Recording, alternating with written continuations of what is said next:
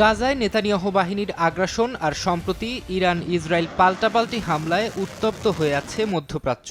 এমন পরিস্থিতিতে গেল সপ্তাহে বিরল এক সফরে ইরান যায় উত্তর কোরিয়ার একটি প্রতিনিধি দল।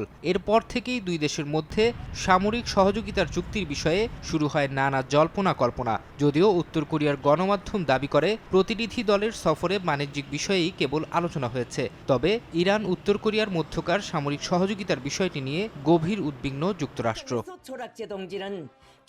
বিভিন্ন আন্তর্জাতিক গণমাধ্যম বলছে, উত্তর কোরিয়া ও ইরানের মধ্যকার সম্ভাব্য সামরিক সহযোগিতার বিষয়টি নজরে রাখছে যুক্তরাষ্ট্র ও ইউরোপীয় ইউনিয়ন। তেহরান পিয়ংইয়ংয়ের মধ্যে সামরিক খাতে কোনো চুক্তি হলে তা প্রতিহতে প্রয়োজনীয় সব ব্যবস্থা নেবে বলে হুঁশিয়ার করেছে ওয়াশিংটন।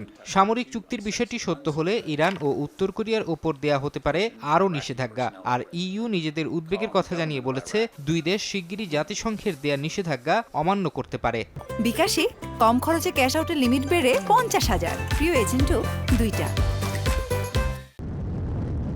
বিশ্লেষকরা বলছেন, মার্কিন ও পশ্চিমা নিষেধাজ্ঞা উপেক্ষা করেই উত্তর কোরিয়ার কাছ থেকে ক্ষেপণাস্ত্র নিতে চায় ইরান। মধ্যপ্রাচ্যে চলমান উত্তেজনার মধ্যে তেহরান পিয়ংইয়ং সামরিক খাতে গোপনে সহযোগিতা চালিয়ে যাচ্ছে বলে দাবি করেছেন কেউ কেউ। আর ইরানের কাছ থেকে সহায়তা পাচ্ছে হিজবুল্লাহ, হামাস ও হাউথি বিদ্রোহীরা।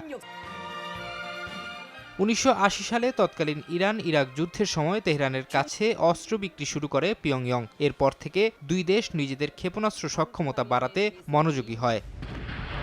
ফারহাদ চৌধুরী, সময় সংবাদ।